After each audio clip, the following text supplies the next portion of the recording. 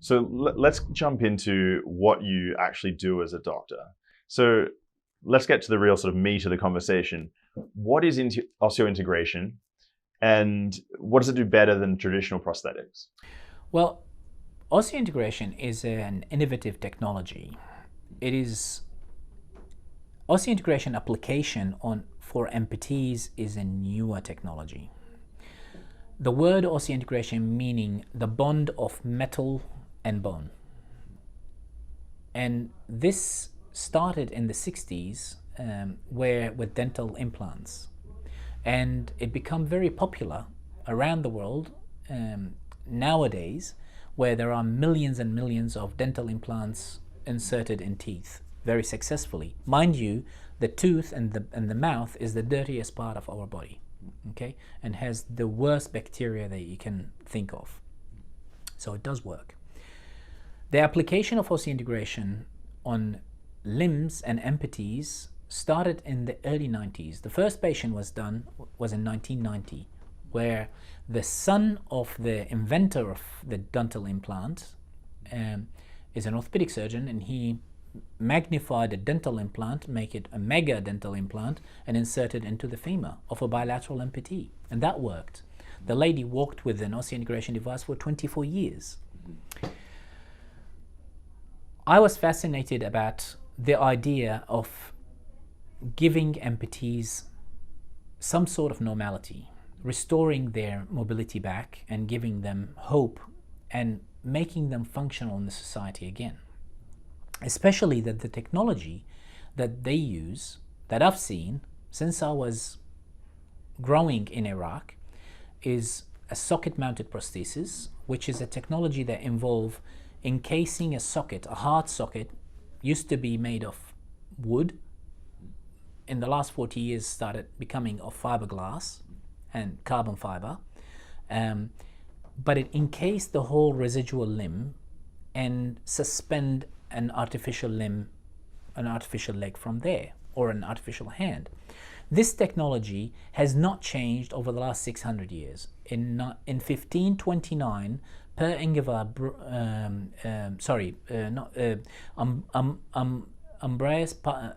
Ambraeus Pare, if I do apologize to him if I pronounce his name wrong.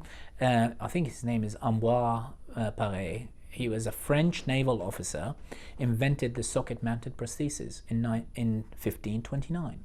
And since then, we've been using the same technology to this date.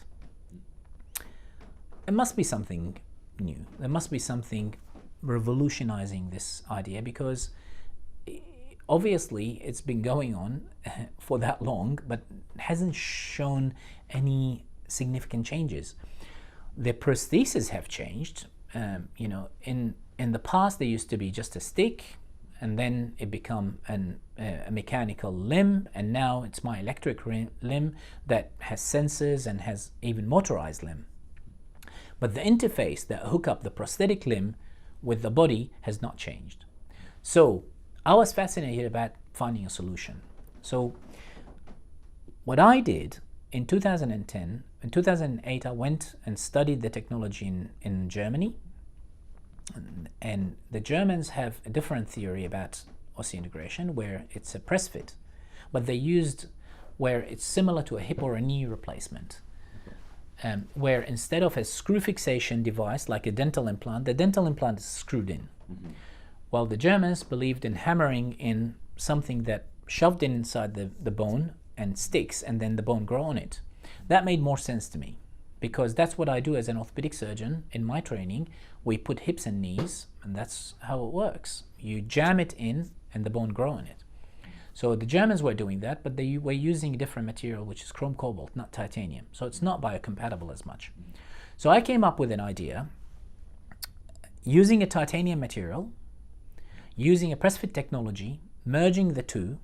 And historically, the Germans and the Swedes were competing about osseointegration, okay, and they were doing niche kind of 5 cases a year, because it's very limited number for many reasons. One of the reasons is that it's 2-state surgery, 18 months rehabilitation period, and people have to go through multiple very slow process of weight bearing. So a lot of patients don't have time for that. So I came up with the thought that what if we make it like a hip replacement? So I merged this technology, modified the technique, modified the implant design, and came up with a design that is similar to a hip replacement, that provide very rough surface, can be inserted easily, okay, by a trained orthopedic surgeon in a short period of time, and make it one operation that the patient get the implant and then start walking. Okay. And that was the creation of my approach to osseointegration in 2010. So just so people understand what's going on. So let's say, for example, I came with an above the knee amputation. What would the procedure look like? So you would insert a titanium rod into the larger bone there in my upper leg, and then how long would it take before I could walk on that? Yeah. So the process that I developed will involve opening the, for example, you have an above knee amputee. You open the stump, refashion the soft tissue, the muscles, the subcutaneous tissue, the fat, open it all up until you get to the bone. You get to the bone, you open the canal in the bone, you ream it inside, bore it to fit the optimum size for the implant, and then you insert the implant in there, and then you reorganize the muscles and the soft tissue around that implant, and then you organize the nerves, sometimes with what's called targeted muscle reinnervation, where you reinnervate these muscles for two purposes. One, to pain manage, and two, to utilize these as an amplifier to create some sort of functionality for the myoprosthetic limb in the future. And then you connect that implant through a small opening in the skin to a prosthetic limb. So there's an actual open. It's not closed off. You directly connect. So you will have the implant in the bone inserted, sealed, and then you have muscles around it, organized to operate it, and then you have a connector that percutaneously that perforate the skin and connect into a prosthetic limb. And that will operate a prosthetic limb, myoelectric limb. This technology, with the patient like a piece of metal sticking out of the leg, okay, and the patient starts standing up the day after the surgery. And they increase the loading, depend on the loading protocol, but they get fitted with a prosthetic limb as early as 2 weeks after the surgery, and then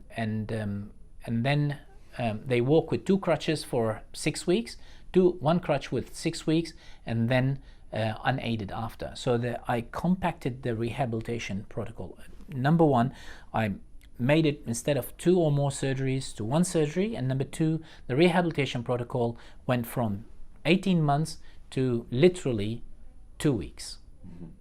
Okay, not dissimilar to a hip replacement. 6 weeks in the vast majority of cases, not dissimilar to a hip replacement. And the patient will gain their independence. Just to be clear, this is not an operation to relieve pain. This is an operation to give people mobility back. This is an operation that will allow the patient to have higher level of mobility, more confidence. It will eliminate the socket-mounted prosthesis problems by less interference with the skin, because people with the socket, they get silicone allergy, they get irritation, they get chafing, they get blisters, they get friction, they get excoriation, and they get sweating, they get smell. All of that happen with the socket-mounted prosthesis.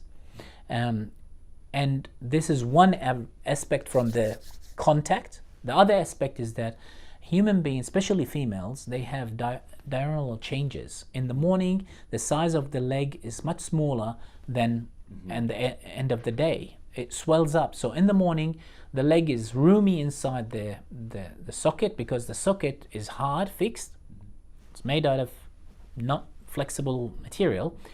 and then by the end of the day you can't put it on because your leg is too swollen that doesn't fit in the socket. So that will be eliminated. And the third thing, which is very important that we didn't know about, these people get some sort of feedback. They could feel carpet, they could feel tile. This is people with the implant. With the osseointegration, because people with osseointegration is directly attached to the skeleton. And the nerves, when we reorganize them, and they start recognizing the sense. So you tap on the leg and they tell you where you tapped. When As they in walk, along the limb, they can actually Yes. distinguish. they can distinguish and they can identify the ground. So this is very important for people who are going back to work, because an amputee with a socket cannot walk into a dark room, because they have to look at the ground when they walk, because they can't feel the ground. It's like you are on a hover mat. Okay? While with osseointegration, you feel the ground. You feel the vibration, you feel the feedback from the ground. So they can walk with their eyes closed, and we've done tests on that. They can walk into a dark room and they don't need to look at the ground. So that allows patients to regain some sort of occupation that they were prohibited from doing as a socket user amputees. So these are the three main things: is eliminating the socket mounted prosthesis problems, controlling their mobility and fit better, and giving the patient an osseoperception or the proprioception back, which is the sense of the ground. That's the advantage of osseointegration over the traditional socket mount prosthesis.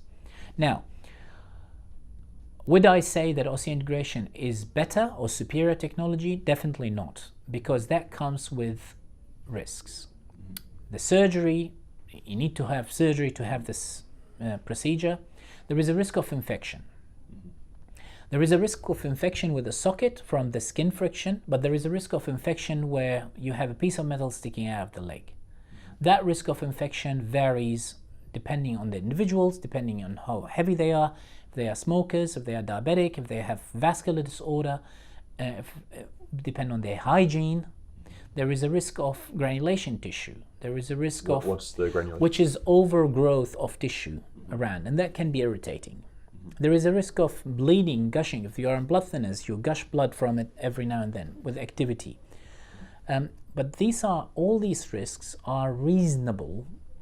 And when you weigh the benefits versus the risk, that's why when you seek osseointegration or when you seek any medical advice, you don't go to a computer and tick boxes and then you get your operation.